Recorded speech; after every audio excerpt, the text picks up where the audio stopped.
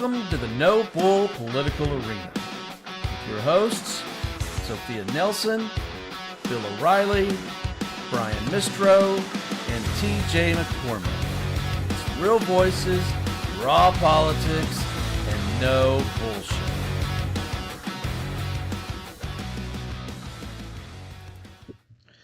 Hi, everybody. Welcome to the Political Arena. It's Brian Mistro. I'm here with Lauren Kuhn. Thanks for joining us again, Lauren. It is always great to have you on the show. So always appreciate your perspectives.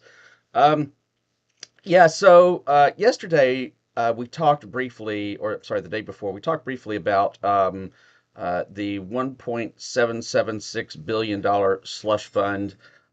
Since then, we've learned some other information about it. And I thought it might make some sense with the audience and get your perspective, Lauren.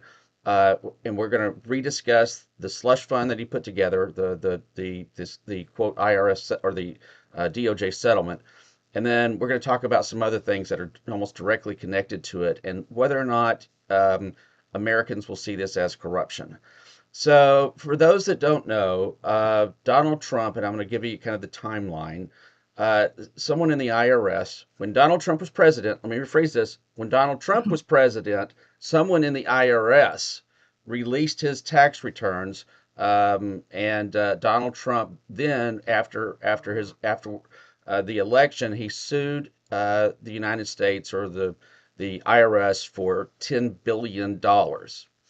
After that, and we're going to jump ahead a few years, Donald Trump is reelected, 2024. And his lawsuit is still out there. Number three, Donald Trump puts in his own, literally his personal lawyer. He has him put in as number two in the DOJ. After that, number four, we're going to go to number four. He fires the attorney general, which makes his personal attorney, okay, that was confirmed as number two, now the acting attorney general. His lawsuit, number five, his lawsuit comes ready.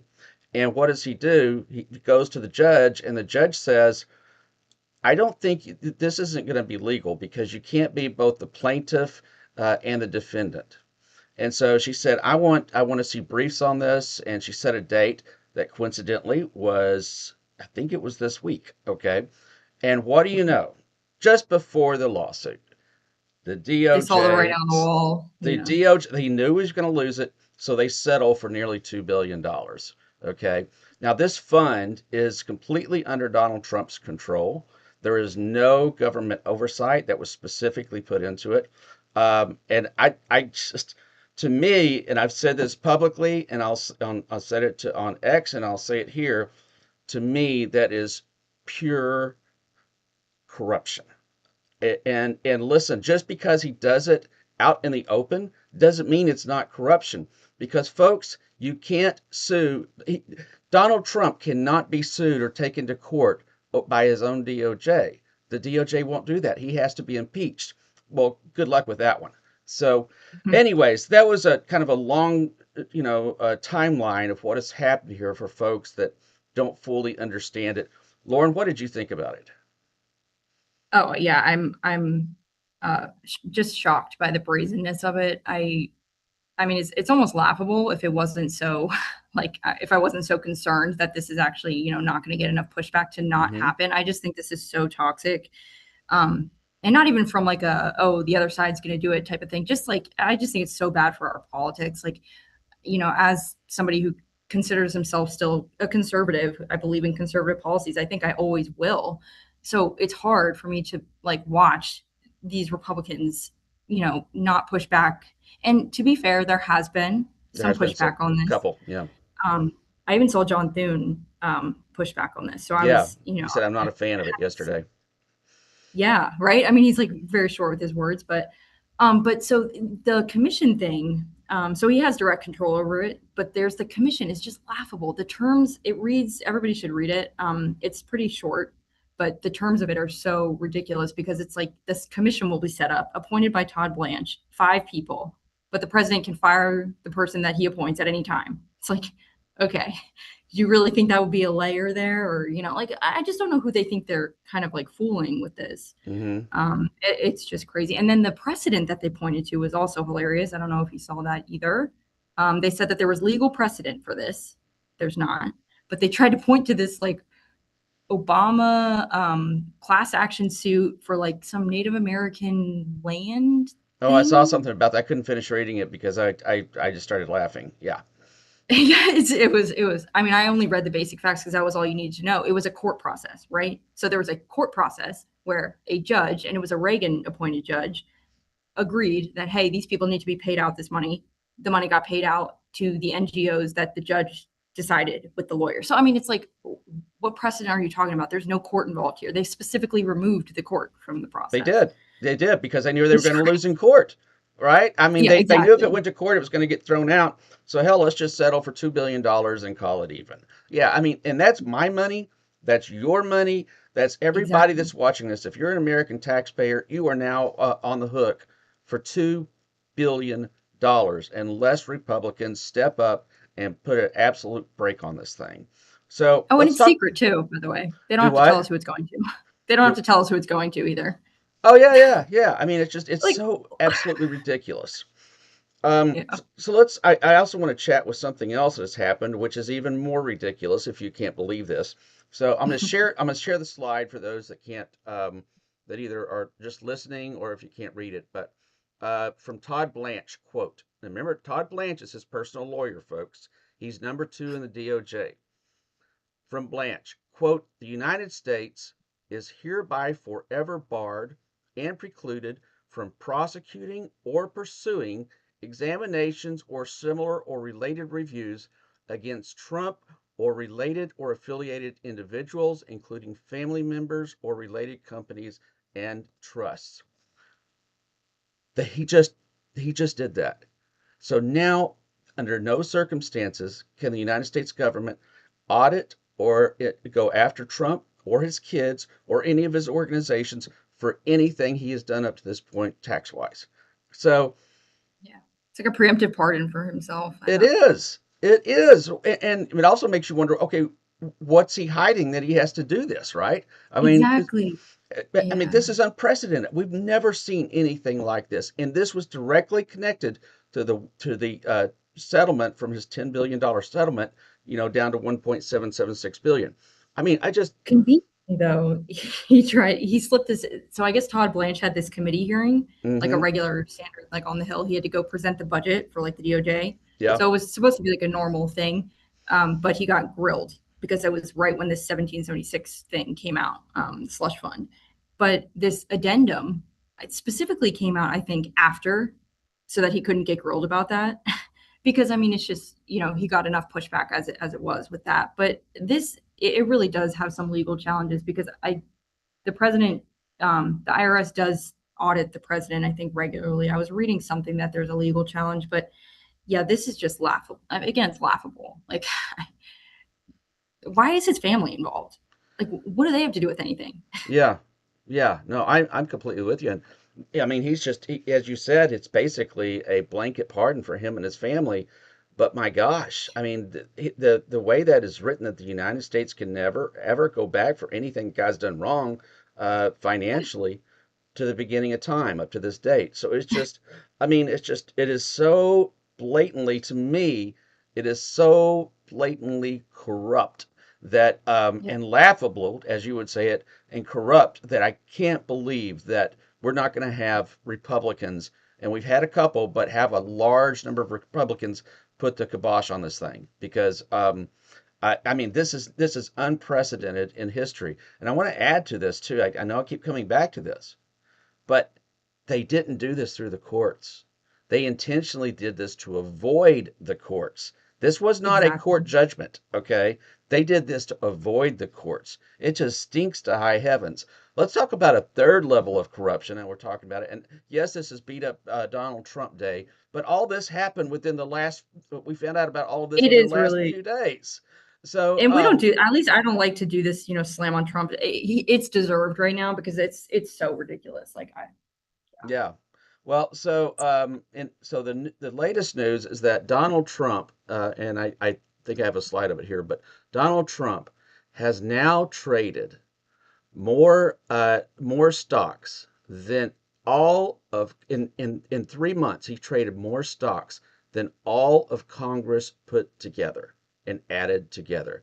And curiously, a whole lot of these stocks that he traded would be things that are awfully suspicious because I'll list one of them. Like he bought a whole bunch of Dell stock. And then what do you know? A couple of days later, he's talking about Michael Dell, how great he is, and everybody needs to buy this stock. And what happens? The stock goes through the roof.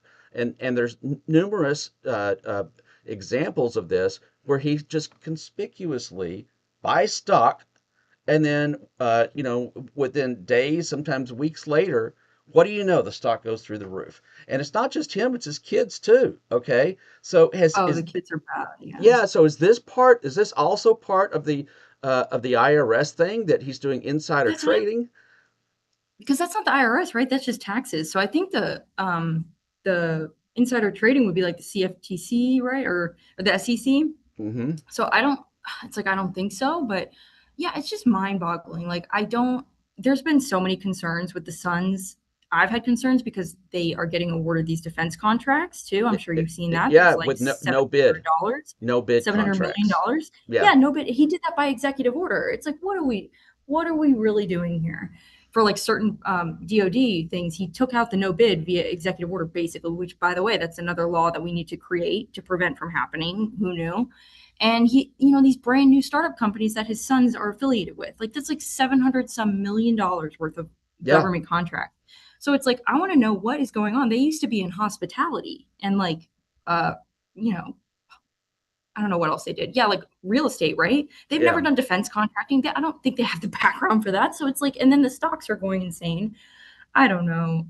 Like these people have to at some point put country over party. Like, and I talked to my dad about this, and he's like, I don't know why you're surprised. And I'm like, because these people are patriotic. Like you would think to run for office, you're patriotic, right? Like you love your country. You would So hope. I just at a certain point, I'm like, it's so corrosive to our it's like third world level It is. It's corruption. banana republic stuff, you know. Um, Yeah, and again, it's and I know I keep coming back to this, but it's such an important point. Okay, he's doing it out in the open, and so I have seen many elected Republicans are saying, "Well, he's not. This isn't anything wrong. If it was wrong, he wouldn't be doing it in the open." No, he really, you see can do people it out in saying the that? open. Oh, Yes, he can do it out in the open. And the reason he can do it out in the open is because the DOJ can never come after him. He has to be impeached and taken out of office first. So, and that's not going to happen. If it didn't happen after yeah, January 6th, it sure isn't going to happen to this. And, I don't know what the solution is for people to truly understand. But I'll tell you something else. I'm kind of curious how you feel about this. But I have consistently been against Democrats impeaching Trump unless it's something serious and they have a very high likelihood of conviction in the Senate. So because I it's a agree. it's a waste of time. This was the exception. I actually have come The out in slush fund or support the the trading? slush fund. And I don't doubt the trading. I mean, it's really all in the same Yeah, bucket. But the slush fund and what they've done there, in my strong opinion, I do think he needs to be impeached for that. Let me explain why. There's no chance he's going to be found guilty in the Senate. I know that. Okay, you know that. If you're watching this show, I don't care if you're AOC, dream on. He's not going to be found guilty in the Senate. But it will highlight for all of America the corruption that is happening in the Oval Office. Okay. And that will come back to haunt him. And that will come back to haunt Republicans that don't stand up. Because if we know one thing about Republicans, they're going to do whatever they need to do for Donald Trump to make sure they get reelected. So, how do you feel about that? I mean, I know you and I pretty much agree that impeachment's a waste of time. What do you think? yeah. It is really like, and it should be right. It should be a big process. Like I get why it's so like kind of tedious. It's a big deal. Yeah. Um, I was of the same mindset, like pretty much because people had been talking about it. You had the progressive wing of the Democrats talking about how they were going to Hmm. impeach him, and I just thought it was dumb. But especially with the legality of this, the fact that he's trying to remove like check and balance, I'm pretty sure, like the auditing, Hmm. and like preemptively pardon. Yeah, like that might be illegal. And the slush fund is I don't even know if that's legal because it wasn't really a court settlement. It's just maybe I really do think that maybe I would support, yeah, an impeachment on these grounds because I mean, this is just so brazen. I've never seen anything like this in my life. And from what I understand, never in your No guys's one has. lifetime either. And, you know, Bill Clinton, I didn't really love Trump's first impeachment, if I'm being honest. I also didn't really follow it that much. I didn't know much about it. But the second one I agreed with, you know, I think that needed January to. 6th. Yeah. Yes, yes. But yeah, I kind of have the same mindset. It's just there's other stuff that our country needs to be doing. Like they need to be passing legislation, they need to be working on things. We have problems.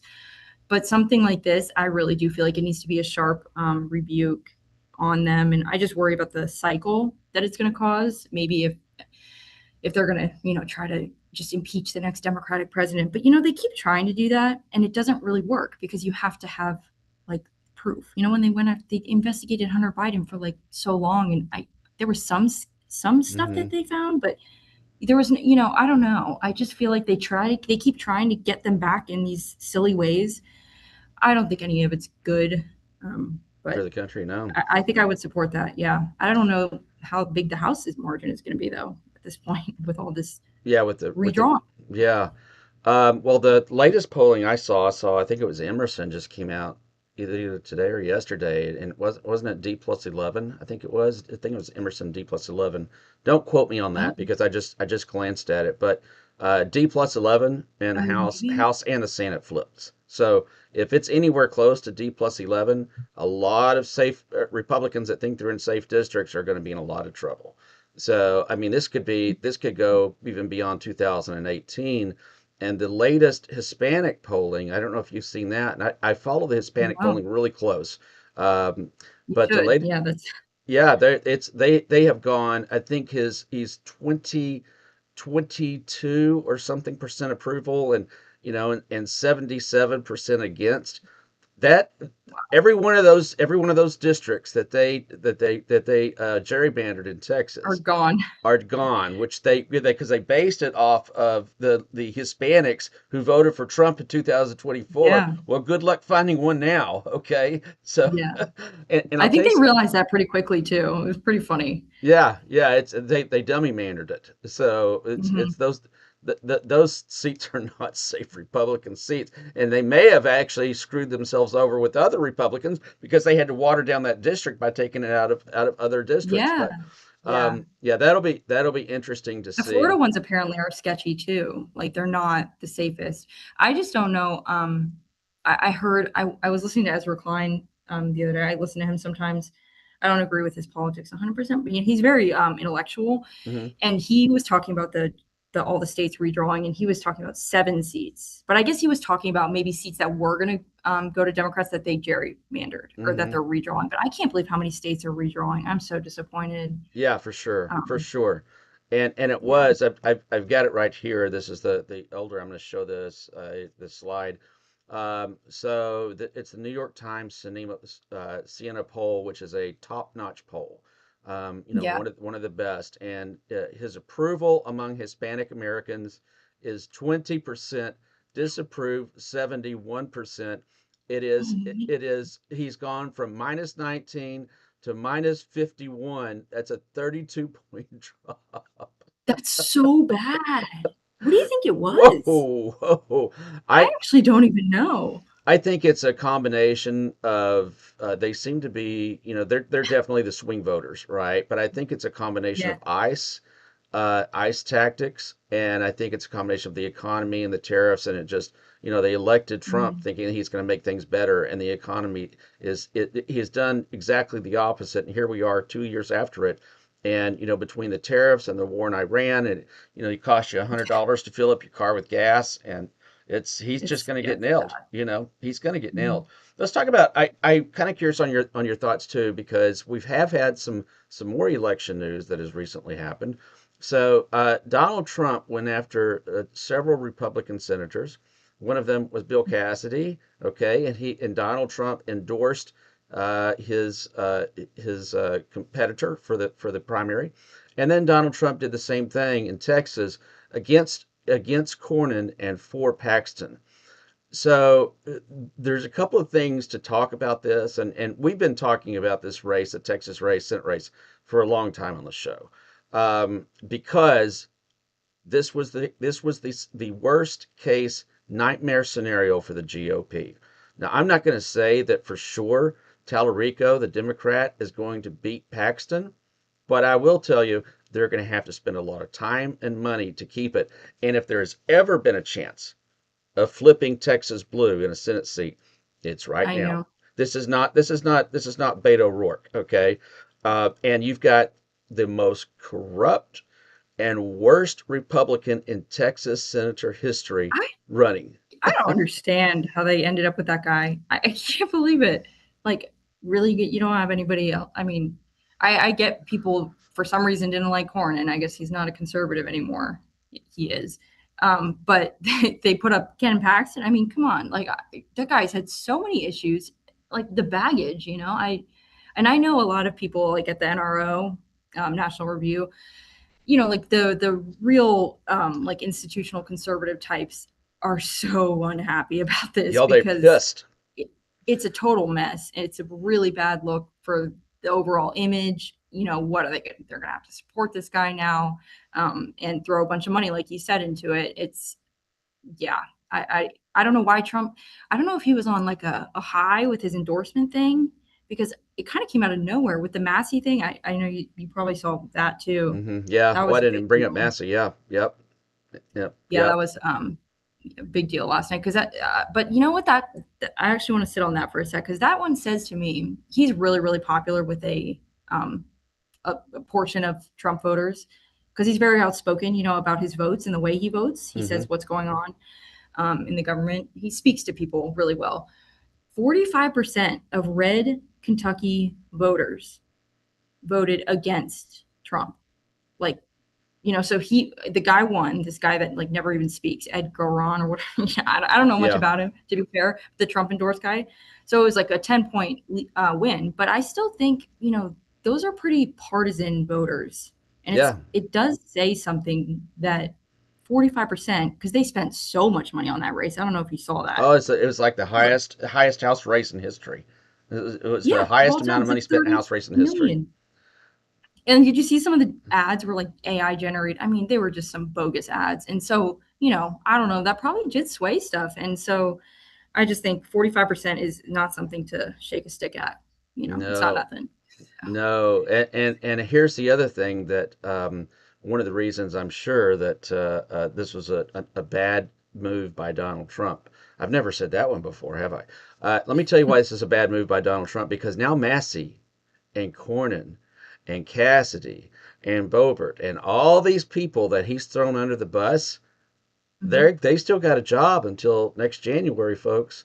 And so they've got no reason. They've got no reason to play Mr. Nice Guy with Donald Trump, and we're starting to see some of that break right now. With was it? I believe it was Cassidy Cassidy, voting yeah, with the two things. Democrats for the War Powers resolution. I Yeah, could not believe that. And, that actually kind of really concerned me. Like I was thinking about that as I was like trying to go to sleep last night because I was like, if this guy is going to vote against something or like switch his vote, I don't really know his foreign policy. I don't know him that well. Although he is a doctor, I like his um the few times he's pushed back against RFK, the guy he voted for. But yeah, he just, if he can switch his vote on something as important as that, just because he no longer has to worry about who's breathing on him, that's kind of like really a bad sign for where we're at yeah, because it should not. It's about a war, like, and the yeah, war powers resolution, the way I understand it, it's not even like, hey, pack up your stuff and get out. It's more of like you have to make your case to Congress and then you take another vote, I think. yeah. So, We've got to consult like, Congress. why? Yeah, why haven't we like already been voting on that? I mean, it's just ridiculous. So it's kind of concerning to me. I'm happy he did it. But, and then, yeah, the slush fund, he said something like, this is totally ridiculous. It would be like paying yourself for da da da. I was like, oh, would have been nice to, welcome to the resistance of the normal people over here. Bill Yeah, Cassidy, you know? So we'll yeah. see. Yeah, it is. And so right now you've got in the United States Senate, you've got Cassidy, Cornyn, Murkowski, Collins, and we might even throw in a Mitch McConnell, and you can throw in potentially a Rand Paul. Isn't isn't And Ernst leaving? yeah, she Oh, you is, mean like but the no vote? yeah, but Oh, these are votes that they will have to work on. So I don't know. I will be surprised if we don't have a lame duck Senate now, because if it's not something that is bipartisan, I don't see where it's going to go through the Senate. I mean, because if it's anything that's controversial and hyper partisan, I don't see it flying. Okay, I I just think don't they're think it's trying to going to ram make it through through. reconciliation right now, aren't they? Yeah, and I think that ship is already sunk. Um, and because they're Really? changing the numbers on it, yeah, and what they could do, and that's the same thing problem they're going to have in the House, because in the House they've got this much of a Yeah. of a voting narrow band, and they just lost Massey. Okay, now he can vote Mhm. however he wants to vote, and he's popular in his district. I know he lost his primary, but he's actually pretty Oh, and he's popular in his gonna district. Yeah, he never yeah, he's very popular. Yeah. Yeah, but and it's interesting that they don't work well together. Johnson and Thune don't really they don't at they all. have issues. Like they keep punting. Well, it's not Thune. I actually blame Johnson. If you actually look at the mechanics of it, Yeah, he like keeps kicking stuff to them when they're kicking stuff back to them, and he keeps trying to blame the Senate for stuff, and it's kind of ridiculous because that they have the filibuster. They're not going to nuke the filibuster. So yeah. it's just like a pathetic excuse. It's like they really don't know how to run the government right now, and it's very evident if you look at the procedural stuff. It's bad. Well, and part of that's because you've got you've got Toon, and he's a traditional Republican, okay, old school Thank Reagan goodness for him, to be Republican, honest. and then Yeah. you've got Johnson sitting in the House, and he's about So as close to MAGA as you're going to get that can be oh, a Speaker of the House. So it's a clash of inside their own party of two different belief systems. So it's I don't crazy. understand why they ousted McCarthy. Like, what if he was just going to be like this? What, I mean, he's no different, Yeah. Like a Well, yeah, and I guess, I strongly believe even with the redistricting, I think the House flips this year. And I think it's yeah, probably 50-50 whether or not the Senate does, you know. So we'll see how it yeah. works. We'll have Well, to thanks for look joining, forward. Lauren. Everybody, thank you for joining us Thank today you. and joining the political arena. If you haven't already, please subscribe to our channel, our YouTube channel. If you're watching this, it's this very channel. It'll go to YouTube at No Bull Media Group. Again, it's YouTube at No Bull Media Group. You'll get this programming. You'll get the Hinge of History, the Restoring the American Dream. We've got a lot of programs that are going, and not all of them are political. So follow us, subscribe to us, give us a like. If you've got a question, ask it, and we'll make sure we answer Yeah. it on air. So thanks again, Lauren, for joining. Really Thank you appreciate you. so much. Yes, a lot of fun as always. You're See great. you later. Thank you. Thank you. Bye. The No Bull Political Arena is on all major social media platforms. Make sure to give us and your host a follow. Hey everybody, this is Sophia Nelson. Follow me at I am Sophia Nelson on every one of my social media platforms. I'm Bill O'Reilly, and you can reach me at Twitter at WFBOR. Hey, this is TJ. Follow me on X or Twitter at TJ McCormack. This is Brian Mistro, and you can follow me on X at Brian_Mistro or follow along on Facebook at Brian.Mistro. A noble